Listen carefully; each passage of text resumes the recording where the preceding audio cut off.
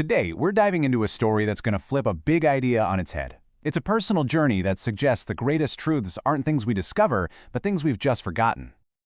So let's just start right there with this huge question.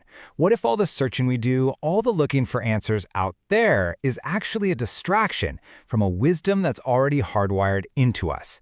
This is the heart of what we're going to unpack. All right, so the person guiding us through this is Gerald Busing-Etienne, and his story starts in a really unexpected way. Not with a big declaration, but with an apology for something he'd kept hidden for years.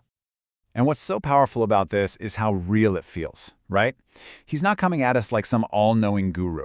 He's just a person who had these profound experiences and struggled with how to even talk about them, worried people just wouldn't get it. It makes the whole extraordinary story feel incredibly human. So from a really young age, his reality was just different. And we're not just talking about a strong gut feeling. This is next-level stuff. Knowing things before they happen, seeing things from miles away, and even having flashes of memories that felt like they were from other lifetimes. Can you imagine trying to hide the fact that you could remember entire books word for word? It's this foundation that sets the stage for what happens next. So you have these glimpses, these strange abilities, but how do they go from that to a full-on spiritual breakthrough? Well, it took something pretty drastic that literally pushed him out of this world. The scene is almost something out of a movie, you know? He's a student at UC Berkeley, a place of logic and reason, and then, boom, his life is suddenly on the line. It was in that state, deep in a coma, that the wall between worlds just dissolved. I mean, can you even imagine that? You cross over, and the very first thing that happens is this crowd of souls trying to physically push you back. It's so confusing, so urgent. It wasn't this peaceful welcome home moment. It was a mission, and he had no idea what it was. What's wild is that this whole experience wasn't just chaos. There was a structure to it. First, you've got that strange welcome committee trying to send him back. Then, this memory bubbles up, a childhood feeling that he could fly. And that's what let him move up, past them, to these higher levels of pure understanding. It wasn't a dream he was watching, it was a journey he was taking.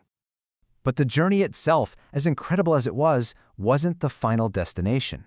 The real takeaway, the whole point, was the single, powerful truth he brought back with him. And this is it. This is the big reveal.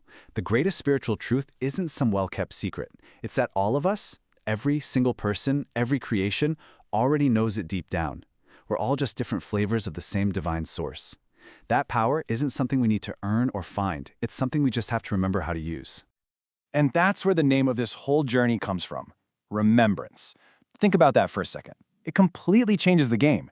You're not starting from scratch. You're just remembering. It's like you're not an empty cup waiting to be filled. You're more like a vast library just waiting to be explored. And this wasn't just a one-time thing from the coma. For his whole life, the author had been in this kind of internal conversation, asking these huge existential questions. And the answer he got back wasn't some long, complicated explanation. It was way simpler than that. You know better. Wow, just 3 simple words that kept pointing him right back to himself. The message couldn't be clearer. Stop looking out there. The answer is in you. You already have it. Okay, so this is a really compelling personal story, but it doesn't just hang out there by itself. The author does a fantastic job connecting it to this timeless universal truth that we see everywhere, from ancient wisdom to, believe it or not, modern science. And this is where my mind was kind of blown. He builds this incredible bridge between the mystical idea of an inner divine light and, get this, quantum physics. This is just brilliant. He connects that inner spark, that divine essence, to the photon, the basic particle of light itself. In physics, a photon is just pure energy, right? He's saying our inner light is the same. Once you realize it's there and you learn to sustain it, all the confusion, all the shadows, they just disappear. It's a perfect modern metaphor for a really ancient idea. And it's not just a cool science metaphor. You see this exact same idea woven through pretty much every major spiritual tradition on the planet. I mean, look at this. Whether it's Christianity talking about a new creation, Islam's light upon light, or Buddhism's Buddha nature, they're all pointing to the same thing, this inner divinity, this deep down unity. Okay, so this all sounds amazing, right? It's a profound idea. But what do we do with it? How do we go from just knowing about it to actually living it? Well, the author lays out a pretty clear path. Here are 4 practices he suggests. First, daily meditation, just 5 to 15 minutes of sitting in silence to turn down the noise of the world. Then, prayer, but shifting it from asking for stuff to just being in communion with that divine part of you. Next, when you read sacred texts, don't just read for information, read to be transformed. And finally, mindful living, just practicing being present in whatever you're doing. See, these aren't revolutionary new ideas, but when you see them as tools for remembrance, they suddenly feel a lot more powerful. And so we come full circle, right back to a question, but this time it's for you.